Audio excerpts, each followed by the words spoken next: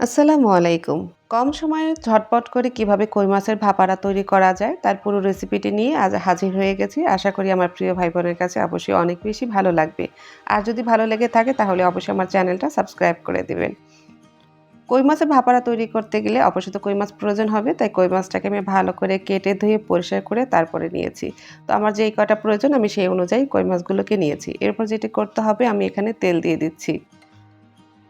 বরাবর আমি যেটা করি কই মাছ ভাপার বা যেকোনো মাছের ভাপারায় আমি একটু তেলটা বেশি দিই। কারণ ভাপারা মাছের তেলটা একটু বেশি হলেই দেখতে এবং খেতে কিন্তু অনেক আসলে মজা হয়।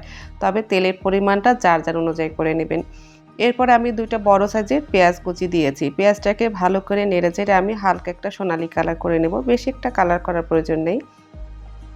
পেঁয়াজটা যখন সুন্দর করে একটা বাদামি কালার হয়ে আসছে, সেই পর্যায়ে আমি দিয়ে দেব মসলা বাটা। এখানে আমি ১.৫ চামচ পেঁয়াজ বাটা ব্যবহার করেছি, ১ চামচ আমি রসুন বাটা ব্যবহার করেছি, ১ চামচ দিয়েছি আদা বাটা, ১/২ চামচ দিয়েছি ধনিয়ার গুঁড়া, আর এখানে ১.৫ চামচ দেব মরিচের গুঁড়া, ১ চামচের একটু বেশি আমি হলুদের গুঁড়া ব্যবহার করেছি। এবার ভালো করে নেড়েচেড়ে মসলাটাকে কষিয়ে নিতে হবে। আমি এখানে কোনো জিরা গুঁড়া ব্যবহার করিনি। যেহেতু এখানে সরিষা বাটা দেওয়া হবে, তাই জিরা গুঁড়াটা আমি ইচ্ছা করে দেইনি। যাদের ইচ্ছা হয় জিরা বাটাটা দেওয়ার তারা জিরা বাটাটা দিয়ে নেবেন। এখানে আমি ২ টো তেজপাতা চিড়ে দিয়েছি। আসলে ভাপারা মাছে আমি সবসময় একটু তেজপাতা দিই। এতে করে আমার কাছে অনেক বেশি মজার হয়, ভালোও লাগে। দিয়ে দেখবেন খেতে ভালো লাগে। আর যদি কারো দিতে ইচ্ছা না করে তাহলে দেবেন না। ভালো করে মসলাটা যখন কষানো হয়ে গেছে, এই পর্যায়ে আমি আবারও একটু নেড়েচেড়ে দিচ্ছি। দেখেন তেলটা কিন্তু একদম ভেসে আসছে। যখন দেখবেন তেলটা একদম আলাদা হয়ে গেছে মসলার থেকে, তখন বুঝে নিতে হবে মসলা কষানোটা হয়ে গেছে।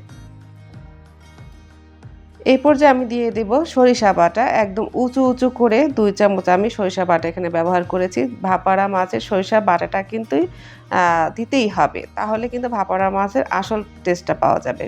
তো সরিষা বাটা দিয়ে ভালো করে নেড়েচেড়ে দিয়ে দিচ্ছি লবণ। লবণটা অবশ্য আমি শুরুতে দিতে ভুলে গিয়েছিলাম।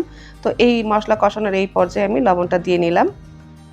লবণটা দিয়ে কিছুক্ষণ ভালো করে নেড়েচেড়ে এরপর আমি দিয়ে দেব টমেটো। আমি একটা টমেটোকে ৪ ভাগ করে ছোট করে পিস করে নিয়েছি। আসলে কি ভাপারা মাছে অনেকেই দেখা যায় যে টমেটো ব্যবহার করে, আবার অনেকে টমেটো ব্যবহার করে না।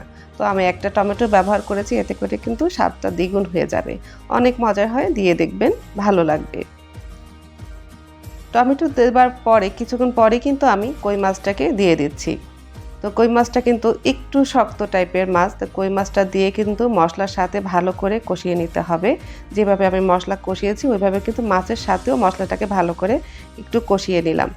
এরপর আমি দিয়ে দেব পানি। পানিটা এমনভাবে দিতে হবে যাতে করে মাছটাও সিদ্ধ হয়ে যায়, এবং যতটুকু আমি এটার ঘনত্ব রাখতে চাই অতটুক জানি থাকে সেইভাবে করে কিন্তু আমি পানিটা দিয়েছি।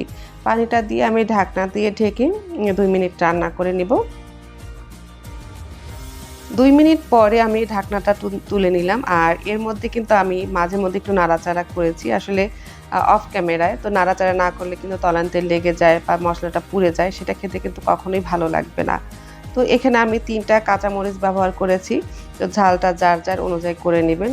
আমি শুকনো মরিচ, কাঁচামরিচ ২ টাই ব্যবহার করেছি। মসলাটা খুব সুন্দর করে কষানো হয়েছে, তাই রংটাও কিন্তু দেখতে ভালো হয়েছে। তো আমি সামান্য পরিমাণ একটু ধনেপাতা দিয়ে আমি মাছটাকে নামিয়ে নিলাম। কত সুন্দর হয়েছে দেখেছেন? খেতে যে কি মজার হয়েছে! তো আমি খেয়েছি, সবাই প্রশংসা করেছে, তাই এই রেসিপিটা আমার প্রিয় ভাই বোনের সাথে শেয়ার করলাম। তো সবাই ভালো থাকবেন। আজ এই পর্যন্তই। আল্লাহ হাফেজ।